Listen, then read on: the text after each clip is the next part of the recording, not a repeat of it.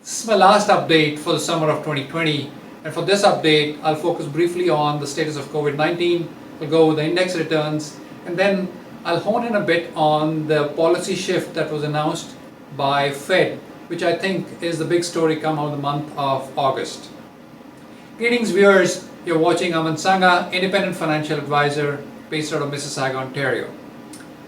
So COVID, overall, it seems like the situation is getting under control, although data is also indicating a second wave coming out of Asia as well as Europe.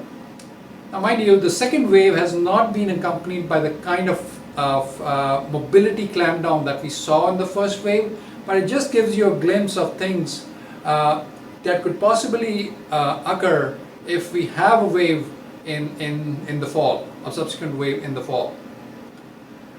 Now, with COVID kind of under control, markets have recovered the lost ground in the earlier part of the year. And if you look at, I'll start with the bond returns, which gave up some of the returns because of the jump in interest rates. The TSX is almost in neutral territory now, and hopefully the other indexes will follow suit.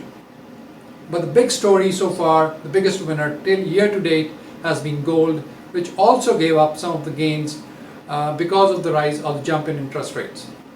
Now to the question about why did the interest rates jump in the month of August when this was really inconceivable just about a month back.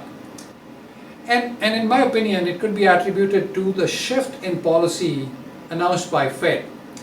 Now Fed came out in the month of August and announced that it would no longer be targeting inflation at 2%, it instead would be targeting an average inflation of 2%, which means that inflation could run higher than 2% before Fed starts to even think about raising the interest rates.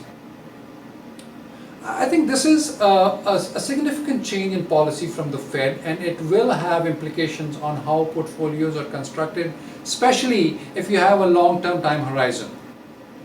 Now back in May, I had questioned the relevance of a 60-40 portfolio, especially in the context of a long-term time horizon investment objectives. And because the rates are going to be lower for longer, you need to be comfortable that the portfolio still is constructed in a way that meets your long-term return objectives.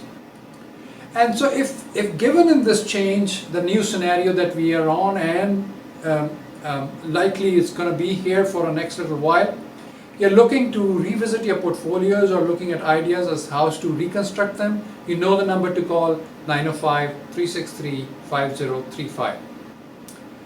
Lastly, I'll just conclude by saying we are wrapping up in the summer, and the markets have recovered their losses that we saw in the earlier part of the year, but the underlying economy is at a kind of a crossroads. And that crossroads is this point on this picture. Now, assuming that we don't have a second wave, the economy will follow along the path of the red line. And if we do end up having a second wave, we will follow the blue line, which will be a case for a double dip, we'll see a double dip in our economic growth. So that's it for now for the month of August. Thank you so much for watching.